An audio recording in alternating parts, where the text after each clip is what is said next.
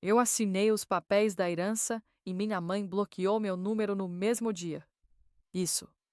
Tudo o que você precisa saber. Ela esperou eu legalizar tudo em meu nome, depois me descartou como se fosse lixo. Meu nome é Natália. Tenho 42 anos, sou advogada, trabalho com direito civil, ganho bem, vivo sozinha, discreta. Nunca pedi nada a ninguém. Minha mãe, Rosária, sempre foi aquela mulher que passava por necessidade. Uma viúva que fez sacrifícios, como ela repetia toda semana no jantar. Eu acreditei. Durante 20 anos, acreditei. Paguei a faculdade dela, o consórcio do apartamento, as cirurgias que ela inventava que precisava fazer. Fiz porque amava, porque era minha mãe. Mas no dia que ela pediu que eu colocasse a herança do meu avô em seu nome, um lote que valia 800 mil, foi ali que senti. Não foi raiva, foi frio, clínico, um estalo tão nítido que ouvi literalmente meu próprio silêncio. Eu perguntei por quê. Ela respondeu: porque agora você pode fazer isso. Porque você tem responsabilidade. Porque você nunca me deu nada de verdade. Eu assinei, entreguei tudo. E quando devolvi os documentos na semana seguinte, ela me bloqueou em todo lugar. Meu número, meu WhatsApp, meu Instagram. Como se eu tivesse morrido. Naquele momento entendi. Nunca fui filha. Foi um caixa eletrônico com diploma. Mas a herança foi só o começo. Porque entre assinar os papéis e ela me bloquear, foram 3 meses. 3 meses de máscara de normalidade. Ela continuava ligando, pedindo que eu fosse jantar, que eu pagasse a conta do salão, que eu assinasse mais alguns documentos. Só uma procuração, filha, nada demais. Eu ia, não porque acreditava mais, mas porque precisava observar, porque eu sentia que tinha algo errado nos números dela. Rosária tinha um irmão, o Tiago. Nunca foi chegado a mim, aquele tio que aparecia nos aniversários com um abraço morno e saía cedo. Mas depois que a herança caiu, ele estava na casa bela toda semana, trazendo vinho, rindo alto, tocando no meu cabelo, como se estivéssemos ainda em 1998. Minha mãe servia chá para ele enquanto eu limpava a cozinha. Eu notava, não comentava, apenas notava. Um dia ela pediu que eu aprovasse uma venda de uma parte do lote. Eu perguntei para quem. Ela respondeu: para seu tio. Mas não era venda, era doação. Eu vi os documentos. Ele pagaria um valor mínimo, simbólico, e o resto era transferência familiar. Minha mãe usava essa palavra com uma naturalidade que me gelava. Familiar. Como se família fosse sinônimo de roubo amador. E havia mais. Débitos no cartão. Compras em nomes de lojas de luxo que ela nunca pisaria.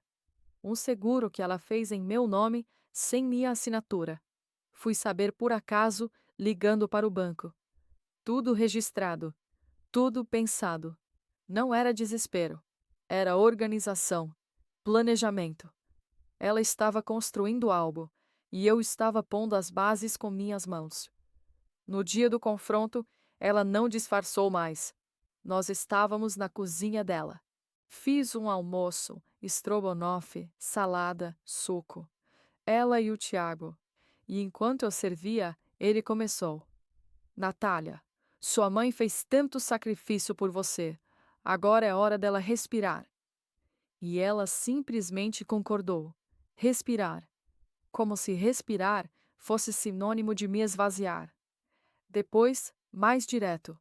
Você já tem sua vida pronta, seu apartamento, seu carro, sua carreira, sua mãe não tem nada. A gente está tentando tirar ela desse buraco. E aí ela falou, minha mãe falou, olhando bem nos meus olhos. A gente precisa de você assinando uma cessão de direitos sobre o resto do lote para mim e para seu tio. Você ama sua mãe, não é? Amor como moeda de troca. Amor como chantagem. Eu coloquei a tigela de estrogonofe na mesa. Sentei e sorri. Um sorriso tão frio que até o Tiago sentiu. Preciso conversar com um especialista, eu disse. Preciso entender essa transferência melhor. Ela se tensionou. Por quê? Você é advogada. Você sabe que é família. Eu respirei. Exatamente por isso. Porque sou advogada. Vou fazer isso direito. Vou mandar um e-mail para vocês dois, com todas as orientações legais, para proteger os três. Ela não gostou, mas aceitou. E é aqui que eu preciso que você se inscreva no canal, porque o que eu fiz em seguida foi legalmente impecável e moralmente devastador. Me diz nos comentários de onde você está me ouvindo. Eu preciso saber que não estou sozinha nessa história. Depois que saíram, fiz o que sempre faço. Guardei as louças, limpei o granito, passei um pano nos móveis dela, como se aquilo fosse minha responsabilidade também. E quando terminei, peguei os documentos que ela deixou na mesa da sala, aquela mesa de vidro que meu avô pagou em 1993, ainda ali, como um monumento ao sacrifício que ela nunca parou de cobrar. Meu coração estava acelerado, as mãos frias. Naquela pasta havia a seção de direitos. Havia um papel que, se eu assinasse, transferiria para ela e para o Tiago 55% do que ainda restava. Eles tinham marcado a caneta, meu lugar, minha assinatura, como se já soubessem que eu diria sim, porque é assim que eles pensam em mim, como uma máquina, como alguém que diz sim. Lembrei de quando tinha 17 anos. Ela entrou no meu quarto de madrugada, acordou meu sono e pediu meu cartão de crédito porque precisava de R$ 200 para pagar uma conta. Eu dei. Acordei confusa, com a mão tremendo, mas dei. Ela usou 400. No mês seguinte, eu paguei por ela sem reclamar, porque reclamar era ser ingrata, era ser filha má, era ser como meu pai, egoísta, ausente, incapaz de amar. Ela plantou isso em mim com precisão cirúrgica, que amar era sofrer, que sacrifício era moeda de amor. Peguei a caneta. Minha mão tocou o primeiro espaço em branco. E aí veio uma imagem. Ela na minha faculdade de formatura. E ela virando para uma tia. A mesma tia que agora só aparecia quando havia herança. E dizendo: ela só fez isso porque eu lutei. Eu paguei tudo. Meu diploma, meu esforço, meu trabalho noturno como estagiária. Tudo transformado em sacrifício dela. Tudo que eu era, reduzido a uma dívida que nunca seria paga. Abaixei a caneta. Não assinei os papéis dela. Assinei outros. Guardei esses. E enviei um e-mail, de advogada para a família, informando que havia detectado irregularidades, que precisava investigar antes de qualquer transferência, que estava enviando cópia para o cartório, que isso era protocolo, que era para proteger os três, como eu tinha dito na cozinha.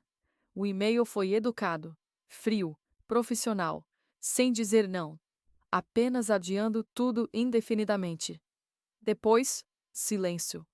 O silêncio da casa dela enquanto eu saía, o silêncio do meu carro, o silêncio que eu teria que carregar daquele momento em diante, porque eu tinha cruzado uma linha. Eu tinha parado de ser filha e tinha começado a ser adversária. Acordei no dia seguinte como se tivesse morrido. Não é metáfora. Acordei e o corpo que estava ali na cama não era mais meu. Era apenas um instrumento que se movia com precisão. Abri as cortinas. A luz entrou. Nenhuma culpa. Aquilo me assustou mais do que qualquer coisa. Esperei sentir o peso, aquele incômodo que toda mulher criada como eu sente quando transgride. Nada, apenas alívio. Um alívio tão profundo que dói. Aquilo que eu tinha feito na noite anterior não era um erro. Era uma libertação. Meu telefone vibrou enquanto eu tomava café. Era ela. Filha, tudo bem com você? Faz 2 dias que você não liga. 2 dias. Como se não tivéssemos nos visto na cozinha dela. como se não tivéssemos trocado palavras sobre amor e sacrifício. Respondi rápido: Tô bem, mãe, apenas ocupada com um caso importante no escritório. Mas vou passar no fim de semana.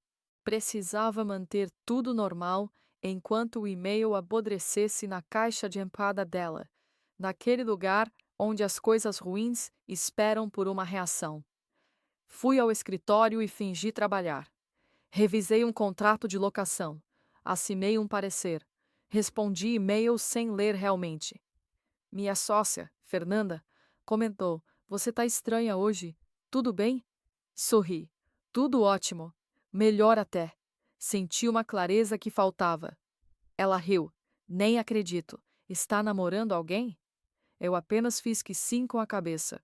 Era mais fácil deixar ela pensar em amor romântico do que em amor por mim mesma. No fim de semana, fui para a casa da minha mãe como combinado. Levei um bolo que comprei na padaria. Fingia que tinha feito. Ela abriu a porta com aquele sorriso. O sorriso que eu conhecia desde pequenininha. Aquele que dizia: Você me deve alguma coisa. Meu tio estava ali também, naturalmente, como um móvel. Nós tomamos café na sala de estar. Conversavam sobre a possibilidade de vender a casa dela em 1 ano e se mudar para um condomínio melhor. Com a transferência que vem, a gente vai conseguir. Ele dizia essas coisas como se já tivessem acontecido. Como se aquele dinheiro que era meu, que meu avô deixou, já estivesse nos bolsos deles. Eu apenas mordia o bolo, apenas bebia meu café, apenas sorria. E o pior, o absolutamente pior, foi quando meu tio se virou para mim e disse: Natália, você é uma filha de ouro. Sua mãe finalmente vai ter a vida que merece. Minha mãe colocou a mão no seu braço, como se aquilo fosse o maior elogio que ela teria ouvido em toda a vida. E eu sorri, um sorriso que mantive firme, imóvel, como vidro, porque eu já sabia o que estava a caminho. Eu já sabia que o cartório ia notificar sobre a investigação de irregularidades. Eu já sabia que os documentos dela não eram válidos. Eu já sabia que o silêncio dela seria quebrado em breve, e não seria com bloqueios de número. Seria com processos. Seria com a verdade. Ela era um açougueiro contando seus planos para uma ovelha que já tinha marcado a faca. 3 semanas depois, recebi um convite. Jantar de confraternização de um cliente. Aquele tipo de evento que você vai porque é bom para negócios, porque precisa manter a face corporativa impecável. Minha mãe não ia estar lá, claro, mas o Tiago ia. Ele era sócio de uma pequena empresa de consultoria, que frequentava os mesmos círculos que eu. Eu estava me maquiando quando ele mandou uma mensagem para minha mãe. Ela encaminhou para mim, como se aquilo fosse natural, como se ele tivesse direito de pedir qualquer coisa através dela. Diga para sua filha que vocês conversam com o cartório, porque recebi uma notificação estranha. Acho que é spam. Meu coração acelerou, mas minhas mãos não tremeram. Passei o delineador com a mesma precisão de sempre e respondi no grupo: Spam mesmo. Esses serviços de notariado fake são comuns. Posso ver depois se quiser, tio. Cheguei ao jantar com um vestido preto que custa o que minha mãe ganha em 3 meses. Todos me conheciam como advogada fria, precisa, inteligente. Ninguém sabia que eu era também uma mulher vivendo em 2 mundos. Aqui, com taça de vinho tinto na mão, conversando sobre mercados e negociações, e em casa, com a caneta na mão, documentando cada movimento deles através de e-mails cifrados para mim mesma. O Tiago me viu e veio em minha direção. Aquele abraço morno que agora carregava intenção. Nega, que linda! Sua mãe anda tanto preocupada com você. Tá com você trabalhando demais? Eu mantive o sorriso. Profissional. Gelado. Adorando estar ocupada, tio. É quando a gente se sente viva. Ele riu. Aquele riso que eu conhecia agora como o riso de alguém que acha que tem poder. É verdade. Aliás, essa coisa de cartório que você vai resolver, quer falar com meu advogado? Ele é muito bom. Meu estômago caiu, mas meu rosto não se moveu. Acho que não é necessário. Já está resolvido. Mas, obrigada pelo carinho, tio. Ele olhou para mim de um jeito que eu não gostei. Um jeito que dizia: eu sei que você está tramando algo. Mas ele ainda acreditava que eu era previsível, que eu ia recuar, que aquele diploma de advogada era só um adorno no meu pulso, sem poder real. Naquela noite, quando voltei para casa, senti pela primeira vez algo perigoso: o gosto da adrenalina. Não era medo, era prazer. Um prazer que me assustava mais do que qualquer culpa teria feito. 4 dias depois, minha mãe apareceu no meu escritório, sem avisar. Apenas entrou. Aquela mulher que me bloqueou em todo lugar meses atrás, agora invadindo meu espaço profissional como se tivesse direito. Fernanda olhou para mim com aquela expressão de quem é essa mulher? E eu já sabia. Já tinha ensaiado. É minha mãe. Espera aqui um momento. Levei ela para a sala de conferência. A mesma sala onde eu reviso contatos de herança, onde documento roubos, onde protejo pessoas. Minha mãe sentou e começou. Filha, você tem que parar com essa história de investigação. Seu tio está muito preocupado. A gente é família. Você não confia em mim? Confiança. Aquela palavra novamente. Eu coloquei as mãos sobre a mesa, firmes. Mãe, você sabe que, como advogada, eu tenho responsabilidade fiduciária. Não posso acelerar transferências quando há sinais de irregularidade. É lei. É ética profissional. Ela se inclinou. Os olhos dela, aqueles olhos que me criaram, que me puniam com silêncio, ficaram molhados. Você está sacrificando sua mãe por um trabalho? Por dinheiro? E ali, naquele momento, em uma sala com cortinas de vidro que deixava todo o escritório nos olhando, eu senti. Senti o campo minado sob meus pés. Porque se ela gritasse agora, se ela dissesse que eu a estava roubando, quem acreditaria na minha versão? Eu era a filha que não assinava documentos. Eu era a filha que investigava a mãe. Eu era, para qualquer pessoa inocente que ouvisse, uma vilã. Mas havia algo mais forte que o medo. Era saber que ela ia se mover em breve, que o cartório ia exigir explicações, que os documentos dela não tinham pé nem cabeça legalmente, que em menos de 6 meses tudo aquilo voltaria para cima dela como uma onda. Ela se levantou e disse, antes de sair: Você é exatamente como seu pai, egoísta, fria, incapaz de amar. Fechei os olhos quando ela falou isso, porque pela primeira vez na vida eu concordei com ela. Sim, eu era fria. Sim, eu era incapaz de amar da forma que ela esperava. Mas também era incapaz de deixar que roubassem de mim novamente.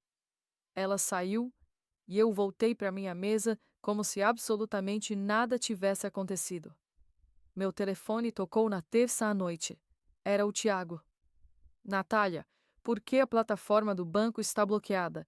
Minha senha não entra mais em nenhuma conta. Meu estômago disparou, mas minha voz saiu calminha. Que estranho, tio.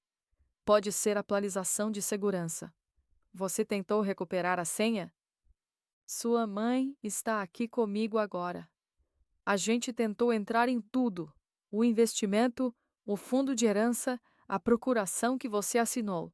Nada funciona. Aquilo era o blefe dele. O blefe de alguém que ainda pensa que pode intimidar com voz grossa. Ah, por isso. Fiz uma pausa curta, cirúrgica. Eu mandei um aviso para o banco. Havia movimentações suspeitas. Bloqueei tudo até a investigação terminar. É protocolo mesmo, tipo que marquei no e-mail que vocês receberam. Ele ficou em silêncio. Aquele silêncio que diz tudo. Você está nos bloqueando? Ele perguntou. E ali, naquele momento, eu permiti que ele ouvisse o gelo na minha voz. Estou protegendo o patrimônio, tio. Exatamente como uma filha responsável deveria fazer. Desliguei. Simples. Meu coração acelerado, mas as mãos secas como sempre. Minha mãe ligou 20 minutos depois. Não era pergunta, era acusação. O que você fez com nossas contas? Por que você está roubando de nós? Roubo. Que palavra interessante. Mãe, não há roubo. Há investigação. Porque se você pegar o extrato, e você pode pegar, você tem direito, vai ver transferências que você não autorizou em seu nome. Ela gritou. Aquele grito de mulher que sente o chão desaparecendo sob os pés. Você sempre foi uma filha ingrata, uma filha má. Seu pai tinha razão sobre você. Desliguei de novo. Porque se eu deixasse aquilo continuar, algo dentro de mim ia quebrar, e eu ainda precisava estar inteira. Eu sabia que aquilo não era o fim, era apenas o começo da queda deles. Na quinta-feira, recebi um e-mail de um comprador. Aquele que a Rosária e o Tiago tinham mencionado. O cara que ia comprar a casa dela de forma reorganizada, para que eles recebessem em dinheiro vivo. Ele escrevia: Estou aqui no cartório. O oficial de justiça está com os documentos de transferência. Sua mãe não respondeu. Vocês querem continuar com a operação? Ou posso devolver para o sistema? Não respondi. Deixei ele esperando. Deixei tudo travado em um lugar onde ninguém podia tocar. Naquela noite, minha mãe apareceu de novo no meu escritório. Mas dessa vez não sozinha. Tiago estava lá.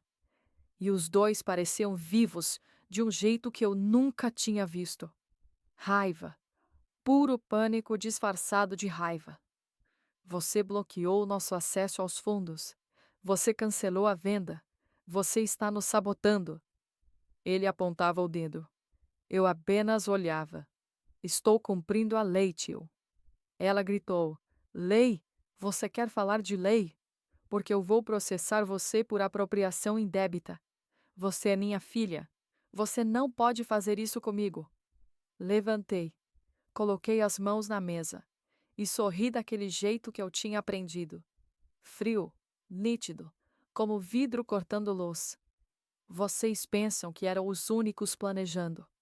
Que vocês eram os únicos pensando em frente. Mas eu tenho documentação de todas as transferências irregulares.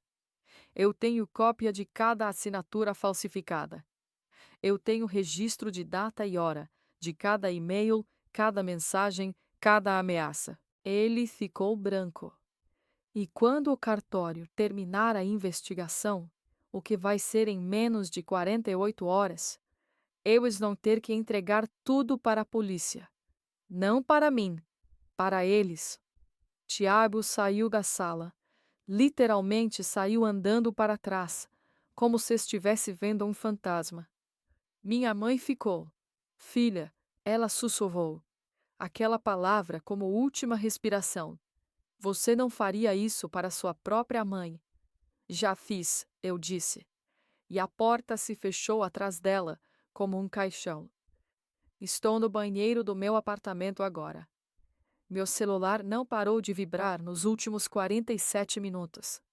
Minha mãe, meu tio, números que não reconheço, WhatsApp sem grupo com meu primo que eu nem falava faz 2 anos e agora está me chamando de criminosa, em letras maiúsculas. As mãos tremem enquanto digito isso, não de medo, de adrenalina pura. Lá fora, a campainha toca. Toca de novo. Ouço Fernanda atendendo a porta. Ouço vozes que reconheço. Um deles é meu tio. Ele está no meu escritório, agora mesmo, cobrando do meu sócio informações sobre minhas movimentações, sobre meus acessos ao sistema, como se eu fosse uma criminosa mesmo. Meu telefone toca. É ela, minha mãe. Terceira vez em 20 minutos.